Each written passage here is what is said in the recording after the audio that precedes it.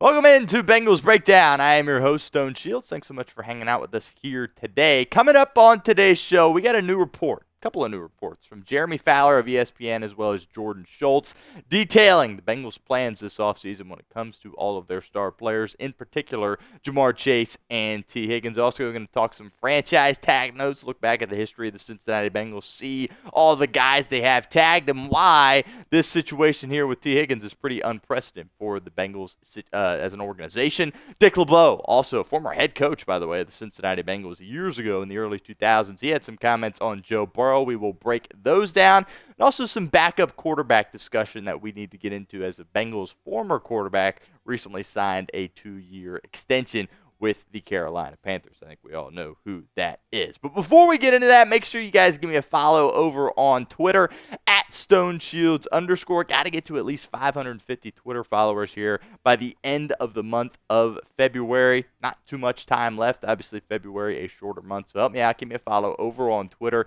at StoneShields_. All right, so earlier in the week, we got a report from Jeremy Fowler of ESPN, and he says that Cincinnati wants to sign Ja'Marr Chase, T. Higgins, and Trey Hendrickson to new deals. And really, this is noteworthy for several reasons. One, Cincinnati as an organization has a history of kind of just hanging back and not doing much. And the fact that this report has surfaced via ESPN and others that have said the same thing, I think certainly is very significant when you're talking about the future of the Cincinnati Bengals. And as a fan base, I think we all should be pretty excited about these recent developments. Here's exactly what Jeremy Fowler had to say in regards to the Cincinnati Bengals stars.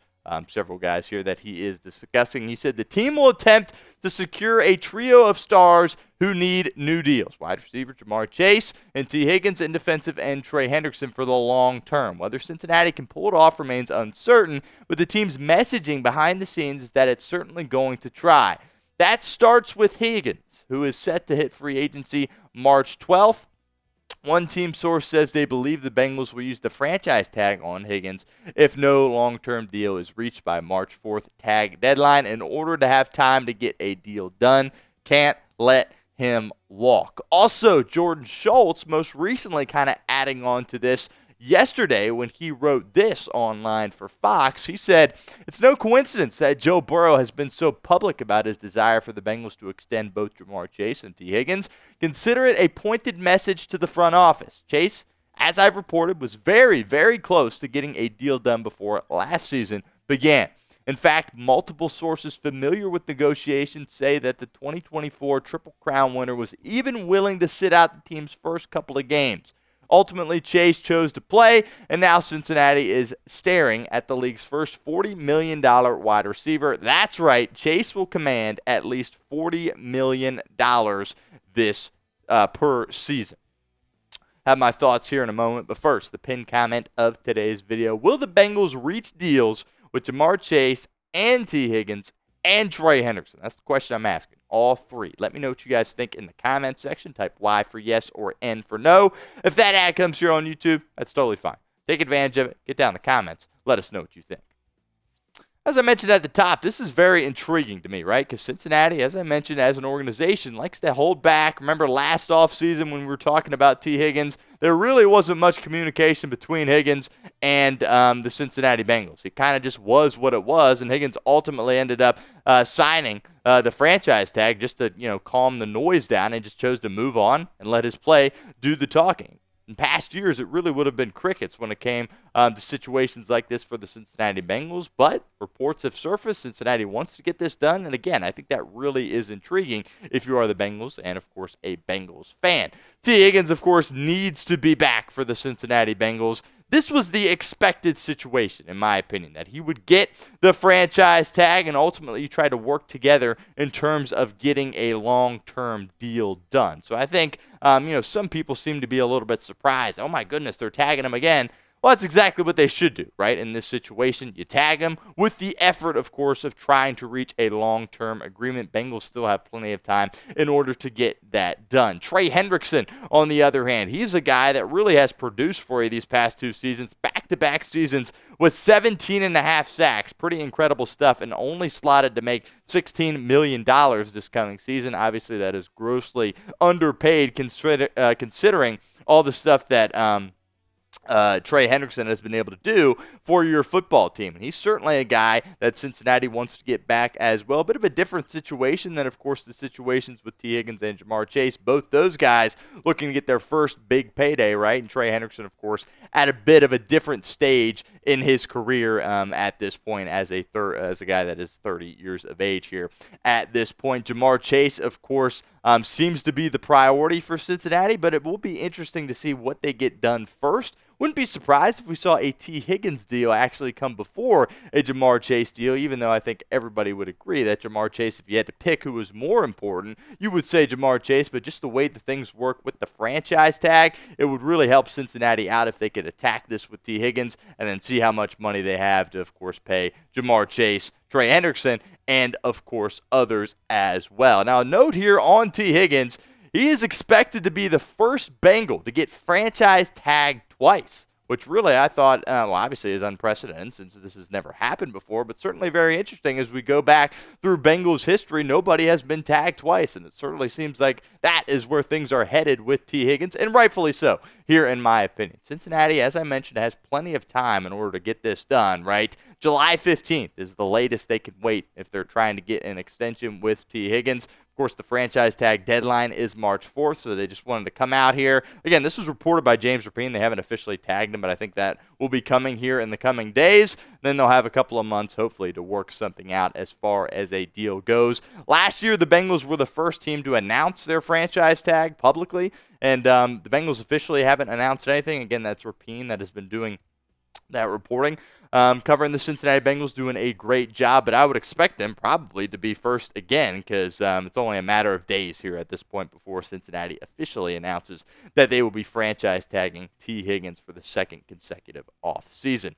Here's some recent, and I say recent because it's just a lot of these guys aren't really recent, but they're the most recent guys that have been tagged by the Cincinnati Bengals. Of course, T. Higgins was tagged last offseason. Jesse Bates, we know how that went. He held out for an extended period of time. Thought for a moment there he might miss some games. Ultimately came back, balled out, and then left the Cincinnati Bengals. A.J. Green, he made a ton of money after he was franchise tagged, but then he had his arguably worst season of his career, and then he ultimately ended up signing with the Arizona Cardinals the following season. Michael Johnson's another guy, an old pass rusher here with Cincinnati. Mike Nugent, believe it or not, kicker, is the only guy that was franchise tagged and then ultimately was able to come to terms with the deal with the Cincinnati Bengals after that. So he actually ended up signing 2 separate deals after being franchise tagged. And he had some great moments as a Cincinnati Bengal, but ultimately was cut at the end of his time here with Cincinnati due to some missed kicks. But there you have it. That's kind of a recent breakdown of guys that have been tagged for the Cincinnati Bengals.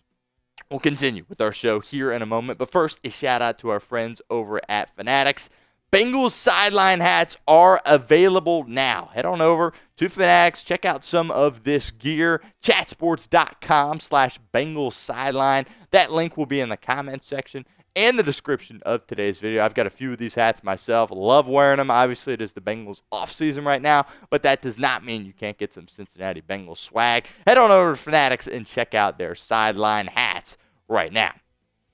Let's talk Joe Burrow here on today's show. Dick LeBeau, who, of course, longtime defensive coordinator for the Pittsburgh Steelers, certainly has had some battles over the years. I think he was there for at least 10 years at one point, like 04 to 14, something like that. He was the DC for them, but in the early 2000s, he actually had a stint as the head coach at the Cincinnati Bengals and was the defensive coordinator for the Bengals prior to that. And he really had some high praise on Joe Burrow. I feel like we haven't talked a ton about Joe Burrow here in recent weeks. We'll throw Joe Burrow here on today's show. Here's exactly what LeBeau had to say about the Bengals franchise quarterback. He said he might be the most accurate I've seen.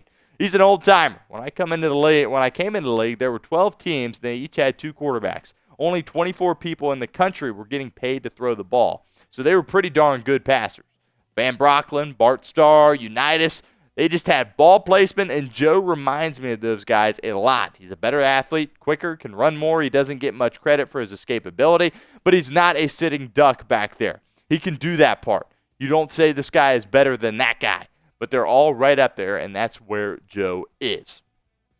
Look, to me, Joe Burrow at this point, especially after what happened with Patrick Mahomes in the Super Bowl, Joe Burrow is the best quarterback in the National Football League. Here is the guy that won MVP here in Josh Allen. Let's just talk some numbers here comparing these guys. I mean, you go down the list. Completion percentage, yards per game, touchdowns, all in favor of Joe Burrow, and you're talking about the guy on the right winning the MVP. Now, I love Josh Allen. I love what he is able to do out there on the football field, and he's a great guy, but I just feel like Joe Burrow has been getting disrespected really throughout the entirety of his professional career. I thought it was really nice that a guy like Dick LeBeau, who obviously is a legend when it comes to the National Football League, was able to step up and speak some truth here about Joe Burrow. And you know Burrow's going to be chomping at the bit to get back out there in 2025 and make a run for a Super Bowl. Another opportunity for you guys to get involved with our show here at Bengals Breakdown. Rank Joe Burrow among NFL quarterbacks. Let me know in the comments section. 1 to 32 sound off for us right now. All right, Andy Dalton, former Bengals quarterback, was the starter in Cincinnati for 7 seasons, took the Bengals to the playoffs for 5 straight years. Unfortunately, lost every single game, was without a playoff win. But good for Andy. He's getting a 2-year extension with the Carolina Panthers, presumably to back up Bryce Young, who got benched, but really showed some great things at the end of the year for Carolina. Dalton will be back. And I just wanted to bring that up because it made me think about the backup quarterback situation here with the Cincinnati Bengals. You loved what you got out of Jake Browning in 2023 when Burrow went down, but Browning didn't play at all in 2024. Burrow was out there for every single snap. So you kind of have a decision to make with that backup quarterback spot. Browning going into the final year of his deal. We will see if Cincinnati opts to do anything with him this offseason or if he'll kind of go into this year as a sitting duck and he kind of reevaluate after that. But the Bengals really have a quality backup in Jake Browning, and it'll be interesting to see if they what they do with him going forward and if he's going to be Joe Burrow's backup for the long term. Make sure you guys subscribe if you have not done so already. That's youtube.com/BengalsTV. We will be here all off season long.